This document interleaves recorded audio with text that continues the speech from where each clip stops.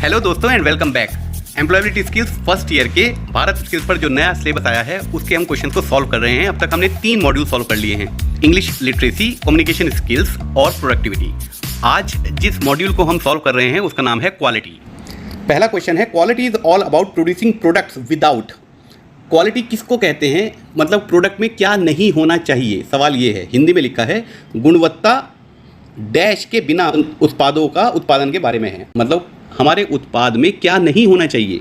पहली चीज़ है प्राइस, क्या उसका कोई मूल्य नहीं होना चाहिए मूल्य के बिना भी कोई उत्पादन करता है क्या? उत्पाद कोई प्रोडक्ट हो सकता है बिना मूल्य के? तो ये आंसर तो गलत है। डिज़ाइन, ये भी गलत है।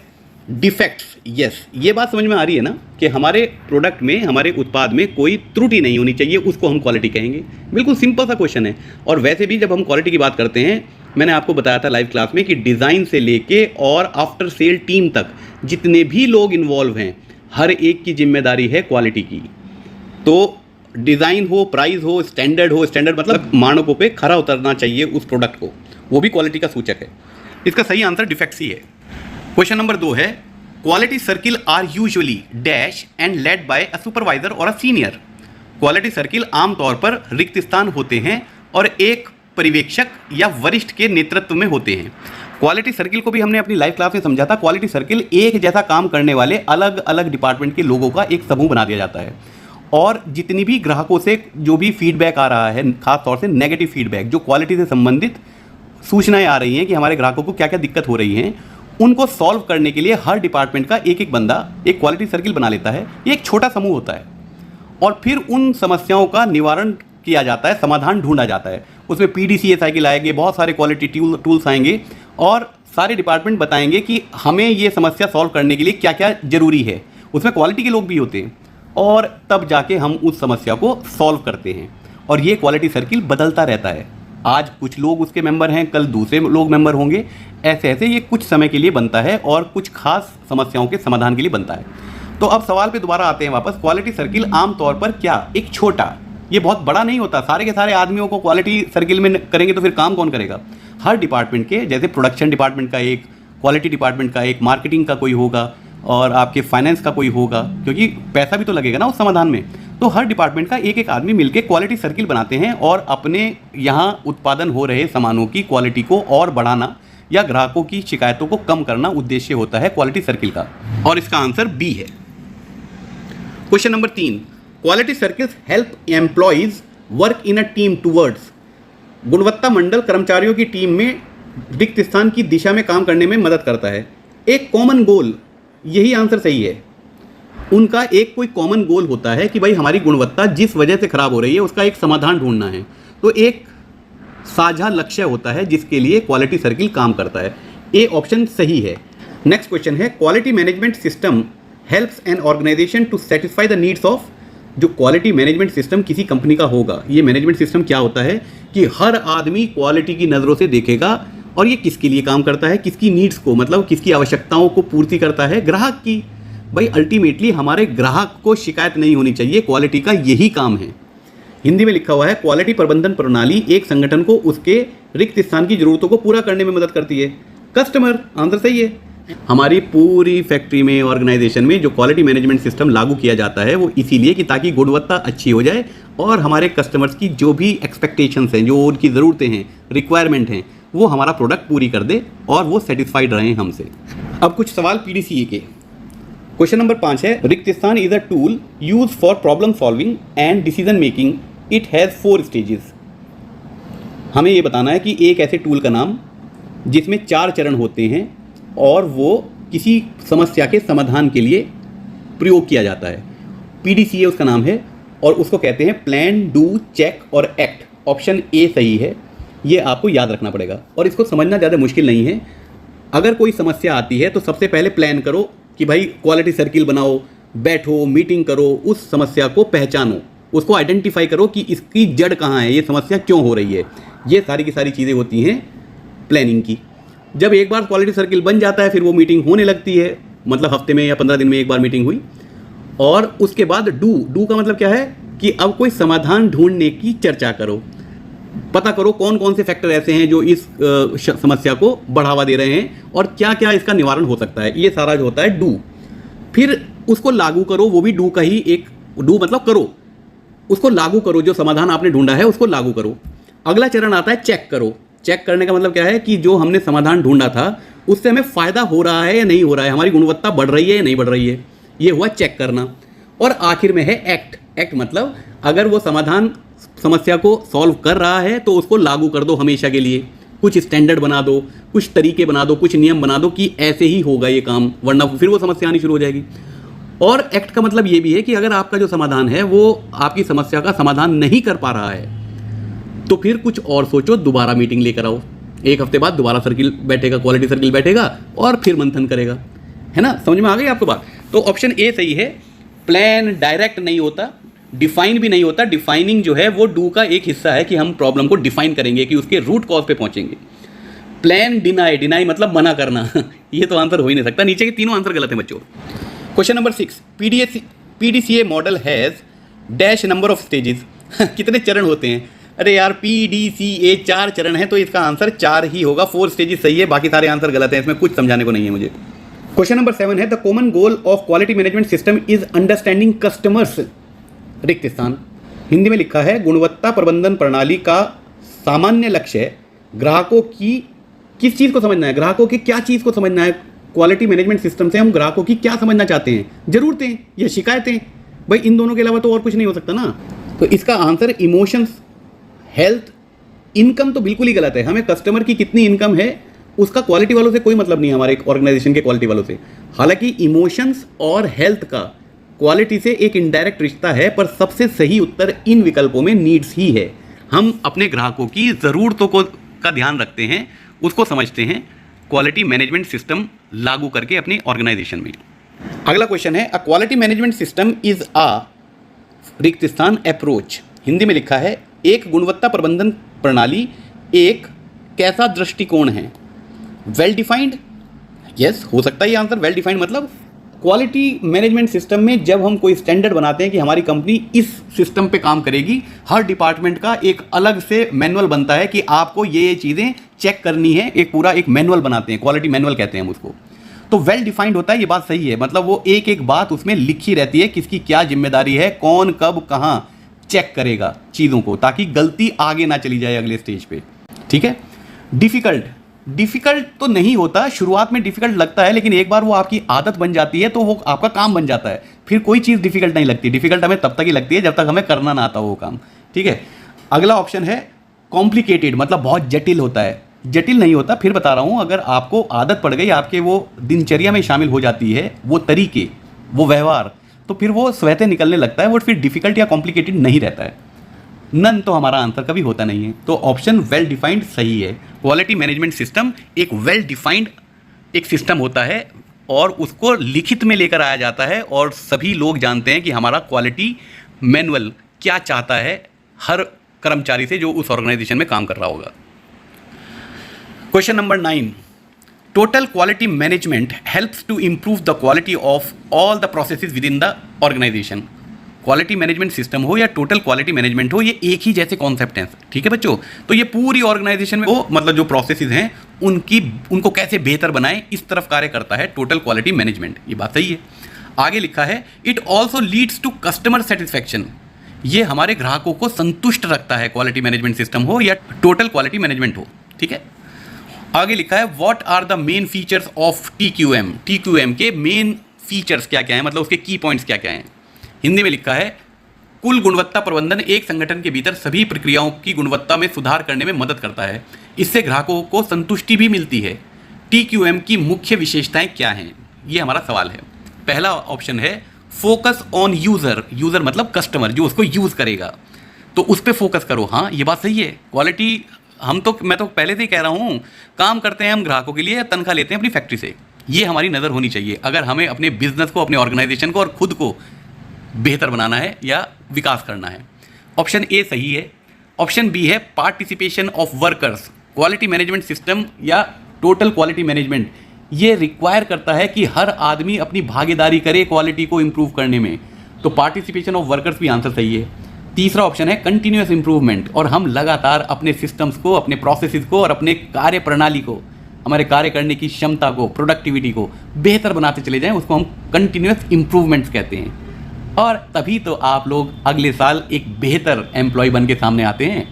तो तीनों ऑप्शन सही हैं और नीचे ऑल ऑफ द अबव रखा है। आज मैं ज़्यादा मजाक नहीं करूँगा क्योंकि आप लोगों के एग्जाम थोड़े नज़दीक हैं और जल्दी जल्दी हमें वीडियो को ख़त्म करना है। अगला क्वेश्चन होंगे फिशबोन, काइजन, 5D और 5S। फिशबोन एक क्वालिटी टूल है जिससे हम समस्याओं का निवारण करने में मदद करता है, क्वांटिटाइज करता है। काइजन कंटिन्यूस इंप्रूवमेंट को कहते हैं। काइजन, काय मतलब कंटिन्यूस और जेन मतलब इंप्रूवमेंट, ये एक जैपनीज वर्ड है काइजन, इसका मतलब होता है कंटिन्यूस इंप्रूवमेंट। 5D और 5S भी एक क्वालिटी मैनेजमेंट सिस्टम है जिससे हम अपने क्वालिटी को और अपनी प्रोडक्टिविटी को बढ़ाते हैं। इससे संबंधित कुछ सवाल पूछे जाएंगे, तो देखते हैं क्या है। क्वेश्चन नंबर 10 है, a fishbone diagram can help to identify possible cause and effects of the problem. It is also called cause and effect.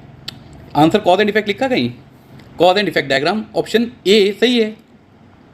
Question में लिखा है फिशबोन डायग्राम जो है वो पॉसिबल कॉज यानी कि कारणों को और उसके असरों को देखने का एक डायग्राम होता है। उससे हमें डायग्राम को देख के पता चल जाता है कि इस समस्या का कारण क्या है और ये कारण कैसे असर डाल रहा है इस समस्या को बढ़ाने में या घटाने में। बात समझ में आ रही है आपको? तो क्वेश्चन में लिख दिया कॉज एंड इफेक्ट, तो आंसर में भी कॉज एंड इफेक्ट ढूंढ लो। ये सबसे सरल तरीका है इस क्वेश्चन को समझने का, फिर भी हिंदी में पढ़ लेते हैं। एक फिशबोन आरेख किसी समस्या के संभावित कारणों और प्रभावों की पहचान करने में मदद कर सकता है। इसे ये भी कहा जाता है, फिशबोन डायग्राम को कॉज एंड इफेक्ट डायग्राम कहा जाता है और ये देखने में कुछ ऐसा लगता है। Question number 11, the basic principle of kaizen is, अभी मैंने आपको बताया था काइजन होता है कंटिन्यूस इंप्रूवमेंट, इसका प्रिंसिपल भी यही है। पहला आंसर है change is for good, yes, change is for people, sell for the better, buy for the better. Change is for good answer है, मतलब हम अच्छे के लिए बदलेंगे। कंटिन्यूस इंप्रूवमेंट मतलब धीरे धीरे बदलाव करेंगे लेकिन अच्छे की तरफ करेंगे, ठीक है, आंसर ए सही है। Question number 12, what is the correct steps and order of 5S। ये 5S एक क्वालिटी और प्रोडक्टिविटी दोनों के लिए यूज होता है, ये इंप्रूव करने के लिए। S नाम से 5 शब्द होते हैं, ये हमें उसका सही क्रम ढूंढना है। इसका सही क्रम है B, sort, set in order, shine, standardise and sustain. इसका मतलब समझ जाओगे तो आप इस आंसर को भी समझ जाओगे। पहला ऑप्शन है सॉर्ट, मतलब हमारी ऑर्गेनाइजेशन में हर चीज़ों को पहले अलग अलग वर्गीकरण करो कि भाई कटिंग टूल, ये कटिंग टूल हैं, ये मार्किंग टूल हैं, ये आपके वेल्डिंग सेट हैं।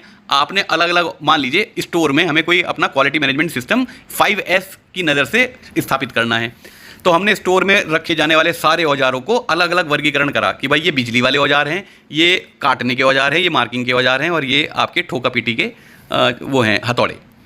तो सॉर्टिंग कर ली। उसके बाद सेट इन ऑर्डर, उनको रखने की जगह रखो, मतलब जो ज़्यादा यूज़ होने वाली चीज़ें हैं उनको ऐसी जगह रखो जो कम से कम समय में उठाई जा सकें। ऐसा ना हो वो सबसे पीछे रख दी और ढूंढते फिर रहे हैं, आगे की सारी चीज़ हटा के तब निकल रही हैं। पीछे की तरफ वो रखें जो कभी कभी यूज़ होती हैं। आप ये बात समझ गए होंगे ना, सेट इन ऑर्डर मतलब उन्हें एक ऑर्डर में लगाओ कि किसकी क्या जगह होनी चाहिए। उसके बाद नेक्स्ट ऑप्शन है शाइन, हर चीज़ चमकनी चाहिए, मतलब उनके ऊपर आप लिख के वो लगा दो, मतलब जैसे गत्ते पे लिख के कि यहाँ पर ये चीज़ रखी है, ताकि दूर से ही चमक में आ जाए कि हम जिस चीज़ को स्टोर में ढूंढ रहे हैं वो कहाँ रखी हुई है। शाइन मतलब चमकनी चाहिए वो, ऐसा ना हो कि हम ढूंढते ही रहें सारी जिंदगी उसको और वो छोटी सी चीज़ है पता नहीं कौन से डब्बे में रख के भूल गए, ठीक है। उसके बाद है स्टैंडर्डाइज, जब आपको लग रहा है कि हाँ पूरा सेट हो गया हमारा, जब हमने जो स्टोर को लगाना था लगा दिया, अब उसके कुछ नियम लिखित में कर दो, मतलब उसको स्टैंडर्ड बना दो कि जो भी सामान उठाएगा यहाँ से उठा के अपना काम करने के बाद उसे साफ करके यहाँ रखेगा, उठाते हुए भी, मतलब जब ले जा रहा है तब भी साइन करेगा और जब वापस रख रहा है तब भी साइन करेगा और टाइम लिखेगा। और स्टोर कीपर ये देखेगा कि इसने साफ करके रखा है नहीं रखा, तो स्टोर कीपर भी साइन करेगा, तो एक लेजर बन जाएगा। इसको कहते हैं मानक बना देना उसके। हम वो मानक अपने बनाते हैं, ऐसा नहीं है कोई इंटरनेशनल मानक आएंगे, अपने स्टैंडर्ड बना दो कि ताकि अब कोई गलती होने की गुंजाइश ना हो, मतलब कोई आदमी इसे कहीं और ना रख दे तो अगला बार जब ज़रूरत पड़े तो उसको ढूंढते फिर रहे हैं। स्टैंडर्डाइज का मतलब ये है। और सस्टेन मतलब अब ये ज़िंदगी भर इसको दोबारा बताने की ज़रूरत ना हो, तो ऐसी ट्रेनिंग करो इंसानों को कि वो इस स्टैंडर्ड में काम करना शुरू कर दें। ये होता है 5S। और आप समझ गए होंगे कि अगर हम ऐसा कर पाए तो कितना समय बचेगा, और अगर समय बचा तो प्रोडक्टिविटी आएगी, और अगर हमारे टूल्स और औजार हैं अगर हमने उनको सही रखा और सुरक्षित रखा तो क्वालिटी भी पे भी असर अच्छा पड़ेगा ना। आंसर बी सही है, बाकी सारे आंसर गलत हैं। यही क्रम है उनका और यही नाम है 5S से शुरू होने वाले, जो हम 5S पद्धति में यूज़ करते हैं। Question number 13, the steps of 5D model are define the problem, discover the root cause, develop possible permanent action, deliver the solution to prevent reoccurrence of the problem. अब ये 5D हैं और उनके नाम आपको लिख के बता दिए उन्होंने कि ये हैं वो 5D। 5D कौन कौन से हैं? सबसे पहले डिफाइन द प्रॉब्लम, की जो समस्या है उसको डिफाइन करो, उसको स्पेसिफिक लैंग्वेज में लेकर आओ कि समस्या क्या है। आप ये नहीं कह सकते यार प्रोडक्शन अच्छी क्वालिटी का नहीं हो रहा, ये कोई डेफिनेशन नहीं है। आपको पिन पॉइंट करना पड़ेगा कि आप किस वजह से आपने ये बात कही है। उनका साइज़ सही नहीं है, उनकी फिनिशिंग सही नहीं है, उनकी पैकेजिंग सही नहीं है, मतलब आपको डिफाइन क्लियर कट करना पड़ेगा प्रॉब्लम है क्या, ठीक है। दूसरा है डिस्कवर द रूट कॉज, फिर उसके कारण ढूंढो। भाई हमारे जो काम करने वाले लोग हैं उनकी ट्रेनिंग अच्छी नहीं है, हमारी मशीन अच्छी नहीं है, हमारे प्रोसेस अच्छे नहीं है, हो सकता है हम हाथ से कर रहे हो, हमें CNC मशीन लगानी पड़नी चाहिए। तो हम ये देखेंगे कि उसकी जड़ क्या है, क्यों हमारे साथ ये प्रॉब्लम आ रही है। तीसरा है डेवलप पॉसिबल परमानेंट एक्शन। अब डेवलप करो कि इसको अगर निस्तारण करना है, इस समस्या का अगर इस समस्या का निस्तारण करना है तो हमारे पास क्या क्या समाधान के ऑप्शन हैं, उसमें से मतलब पॉसिबल एक्शन क्या क्या हो सकते हैं। डिलीवर द सॉल्यूशन, उन सारे पॉसिबल जो सॉल्यूशंस हैं, विकल्प हैं, उनमें से जो बेस्ट है उसको आप इंप्लीमेंट करो, डिलीवर करो, मतलब बताओ कि भाई आप अब से ऐसे होगा ये काम, या ये वाली मशीन से होगा काम, हाथ से नहीं होगा। जो भी आपका सॉल्यूशन है वो आप करो। टू प्रिवेंट रीअकरेंस, मतलब ये ताकि ये वाली प्रॉब्लम बार बार ना हो, रीअकरेंस मतलब बार बार होना। तो ये what is the 5D model use for, ये सारी चीज़ें हम क्यों करते हैं? अरे किसी समस्या का समाधान करने के लिए करते हैं ना। हिंदी में पढ़ लेते हैं। 5D मॉडल के चरण हैं, मूल कारणों की खोज करें, संभावित स्थायी कार्रवाई विकसित करें, समस्या की पुनः घटना से रोकने के लिए समाधान प्रदान करें। तो 5D मॉडल किसके लिए उपयोग किया जाता है? नीचे ऑप्शन देख लो भाई, किसके लिए? समस्या के निवारण के लिए किया जाता है। पहला है to solve the problem, yes correct है ये आंसर। दूसरा है to understand about the problem, ये भी सही है भाई, समस्या को पहचान भी तो हम 5D से ही रहे हैं। तीसरा है to find the possible solution, ये भी सही है, उसका सॉल्यूशन भी तो इस 5D पद्धति से ही आ रहा है। ऑल ऑफ द अबव लिखा हुआ है, तो answer all of the above सही है। इन दिए हुए विकल्पों में सबसे बेहतर answer all of the above है। क्वेश्चन नंबर 14 है kaizen is used to created नहीं, क्रिएट होना चाहिए यहाँ। काइजन किसके लिए बनाया गया है, क्या करने के लिए, उसका क्या उद्देश्य है काइजन का, ये सवाल है आपका। कंटिन्यूअस डेवलपमेंट, हम लगातार अपने आप को बेहतर करेंगे, क्वालिटी में, प्रोडक्टिविटी में। काइजन ये पूरा एक तरीका है। काइजन, अगर हम काइजन पद्धति पे सारे ऑर्गेनाइजेशन में काम करने वाले लोग काम करेंगे तो हम लगातार विकास की ओर जाएंगे, खुद भी अपनी कंपनी को भी लेके जाएंगे।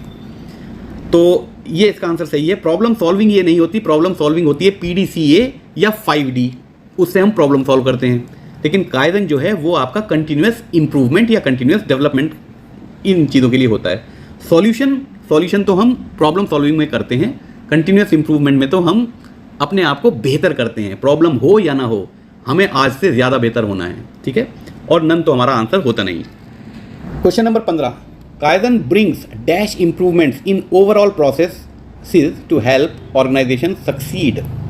काइजन संगठनों को सफल होने में मदद करने के लिए समग्र प्रक्रियाओं में रिक्त स्थान सुधार लाता है। अच्छा, काइजन कैसे सुधार लाता है? कंटिन्यूअस एंड स्मॉल, ये ऑप्शन सबसे सही है।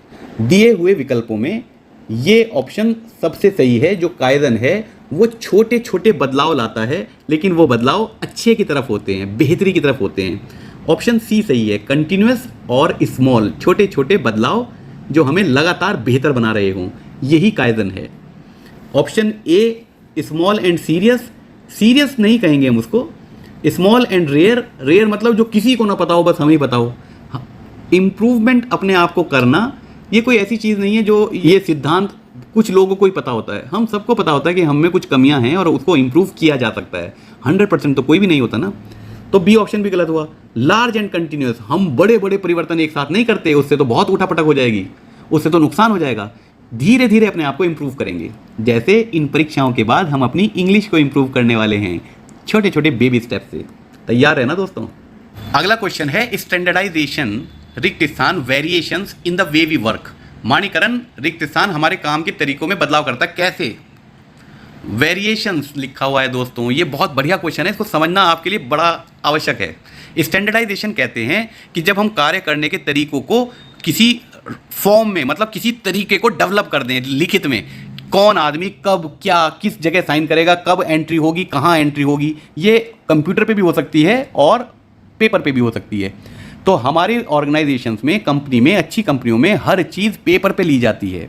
उसको भी हम स्टैंडर्डाइजेशन मान सकते हैं कि हमने अपने कार्य करने के तरीकों को वेल डिफाइन कर रखा है कि अगर स्टोर में से सामान इशू होगा या प्लेट कोई इशू होगी तो पहले आप स्टोर से पर्ची लेकर आओगे, कितने बड़ी साइज़ की, किस जॉब में लगेगी, कब लगेगी, मतलब सारी चीज़ें जो जो भी आपको ज़रूरी है वो उस पर लिखी होंगी।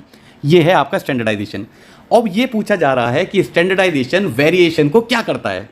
वेरिएशन किसको कहते हैं पहले वो समझ लेंगे, तो हमें पहले आंसर बताता हूँ। ये रिड्यूस करता है वेरिएशन को। अब वेरिएशन क्या होता है ये समझने के लिए आपको मैं एक एग्जांपल बताता हूँ। मान लीजिए एक कंपनी है, कोई बहुत नामी कंपनी है और उनकी क्वालिटी इतनी अच्छी है कि मतलब 2 साल में एक कस्टमर कंप्लेंट करता है कि भाई तुम्हारा सामान में यो खामी आई। मेरी बात समझ रहे हैं? बहुत ही नामी कंपनी है और आंख मीच के बस कोई सी भी कार उठा लो उस कंपनी की, 2 साल में एक कार गलती से ऐसी निकल पाती है जिसमें ग्राहक को शिकायत आ जाए। ये जो 1-2 साल में एक बार वाली बात आई ना, ये है वेरिएशन। और एवरेज किसको कहते हैं? वो वेरिएशन का उल्टा होता है। एवरेज है कि 2 साल में सारी कारें एक जैसी अच्छी क्वालिटी की निकली है और 2 साल में एक वेरिएशन निकलता है, वो भी गलती से निकल जाता है जिसमें कार गलत निकल जाती है, मार्केट में आ जाती है और फिर कस्टमर को परेशानी होती है। अब जो कस्टमर है ना, वो एवरेज को याद नहीं रखेगा। जिसने वो कार खरीद ली ना, वो ये कभी नहीं सोच पाएगा कि यार कंपनी तो बहुत अच्छी है, मेरी फुट्टी किस्मत थी कि जो 2 साल में 50,000 कारों में जो एक कार खराब बनी थी वो मेरे पल्ले पड़ गई। हालांकि कंपनी ने उसको बदल भी दिया, वो एक अलग बात है, लेकिन कस्टमर हमेशा वेरिएशन याद रखता है, एवरेज याद नहीं रखता। आप मेरी बात समझ गए होंगे ना, क्वालिटी कितनी खतरनाक चीज़ है। क्योंकि हमारा कस्टमर एक भी, अगर हमारे कस्टमर का जो अनुभव है हमारे प्रोडक्ट से वो अच्छा नहीं रहा, तो आप उसको लाख बताना चाहें कि नहीं साहब कंपनी बहुत अच्छी है, वो तो हो जाता है कभी कभी, वो दोबारा उस कंपनी के पास नहीं आएगा काम करने के लिए। स्टैंडर्डाइजेशन हमारे वेरिएशंस को कम करता है कि ये गलतियां गलती से भी ना हो जाए, 2 साल में एक बार भी ना हो जाए। आंसर समझ में आ गया आपको? तो इसको स्टैंडर्डाइजेशन जो है वो वेरिएशंस को रिड्यूस करता है। नेक्स्ट क्वेश्चन है, आईएसओ का फुल फॉर्म पूछ रहे हैं। आईएसओ होता है international organisation for standardisation. Option D सही है। लिखा जाता है आईएसओ, फुल फॉर्म होती है IOS, international organisation for its standardisation. याद रहेगा, बाकी सारे ऑप्शन ऊपर के गलत हैं। ओके, क्वेश्चन नंबर 18 है, BIS stand for bureau of Indian standard. ये ने लिखा है कि BIS जो है ब्यूरो ऑफ इंडियन स्टैंडर्ड कहलाता है। BIS की फुल फॉर्म बता दी। Is BIS a national body और इंटरनेशनल बॉडी? अरे यार, जिसमें इंडियन लिखा हुआ है वो नेशनल बॉडी होगी, इंटरनेशनल बॉडी थोड़ी हो जाएगी। इसका आंसर है national standard body of India. जिसके नाम में ही इंडिया लिखा हुआ है वो अंतर्राष्ट्रीय कैसे हो सकती है? ये तो इंडिया के अंदर उत्पादन होने वाले उत्पादों को एक क्वालिटी सर्टिफिकेट देने की या अप्रूव करने की एक एजेंसी है जिसको BIS कहते हैं, जो IS मार्क का देती है। ठीक है, IS मार्क जो होता है। अगला ऑप्शन है standard body of India. Standard body of India कह लो या national standard body of India, इसमें कौन सा सही है? National body standard body of India है। ठीक है, नेशनल मतलब राष्ट्रीय, राष्ट्रीय स्तर पे काम करती है। अगला ऑप्शन है इंटरनेशनल बॉडी। ये क्या लिख दिया? इंटरनेशनल बॉडी नहीं है भाई, ये तो इंडियन है। आखिरी में international standard body of India. Bharat का एक अमेरिकी गांव, ये कैसी बात हुई भाई? या तो वो भारत में है या वो अमेरिका में है। International standard body of India, ये तो कोई बात ही नहीं बनी ना। आधा तीतर आधा बटेर। क्वेश्चन नंबर 19 है, standardisation means that the size, design, quality, shape etcetera of the product will meet requirement and test of. Standardisation का मतलब क्या है कि हमारे उत्पाद का आकार, डिजाइन, गुणवत्ता, आकार आदि किसकी आवश्यकताओं को पूर्ति करेगा? हमारे ग्राहकों की यार, कस्टमर की। आंसर ए सही है। एम्प्लॉयज की या एम्प्लॉयर की थोड़ी करेगा, नन तो आंसर होता नहीं। जो कंपनी के अंदर काम करने वाले हैं, हमारा प्रोडक्ट उनके लिए थोड़ी बना रहे हैं, हम तो कस्टमर्स के लिए बना रहे हैं ना। तो ये उनकी इच्छाओं को और उनकी जरूरतों को पूर्ति करने के लिए स्टैंडर्डाइजेशन किया जाता है, ताकि हर सामान एक जैसा बने, क्वालिटी का बने। ठीक है, आज का लास्ट क्वेश्चन और इस मॉड्यूल का लास्ट क्वेश्चन, मुबारक हो। Question number 20, ISO and BIS-R, ये एक स्टैंडर्डाइजेशन के सर्टिफिकेशन है। आपको, आपकी कंपनी अगर BIS अप्रूव्ड है तो वो पहले आके पूरे सिस्टम देखेगी, आपके स्टैंडर्ड्स देखेगी, आपने कहाँ कहाँ क्वालिटी चेक लगा रखे हैं, किस तरीके की क्वालिफिकेशन है आपके एम्प्लॉयज़ की, कितने हुनरदार हैं, उनकी ट्रेनिंग कैसी है। तभी तो ITI वालों की डिमांड होती है ना इंडस्ट्री में क्योंकि ITI वाले सर्टिफाइड होते हैं, तो हमारे ISO सर्टिफिकेशन लेने में और BIS सर्टिफिकेशन लेने में आसानी हो जाती है कंपनियों को। ठीक है, तो ये स्टैंडर्डाइजेशन सर्टिफिकेट्स होते हैं। इंडियन सर्टिफिकेट्स, ISO तो इंटरनेशनल है ना, ISO इंटरनेशनल है, BIS तो खाली इसको इंडियन लिखना तो सही नहीं होगा। ग्लोबल इसलिए सही नहीं होगा क्योंकि BIS तो नेशनल है ना, वो ग्लोबल नहीं है, इंटरनेशनल नहीं है। और गुड तो हैं गुड पर का तो कोई मतलब नहीं है यहाँ पर।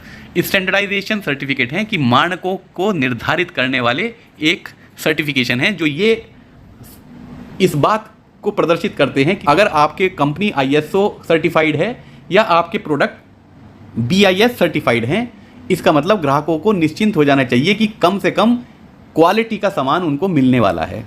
वो आंख मीच के उन सामानों को खरीद सकते हैं बिना डरे कि ये घर जाने के बाद काम करेगा या नहीं करेगा। बात समझ में आ रही है? इससे कंपनियों को भी बहुत फ़ायदा होता है और ग्राहकों को भी बहुत फ़ायदा होता है। तो दोस्तों, ये हमारा चौथा मॉड्यूल हमने ख़त्म किया। आपको इन सवालों में कोई सवाल समझ में ना आया हो या मेरा उसका एक्सप्लेनेशन समझ में ना आया हो तो आप कमेंट्स में ज़रूर लिखना।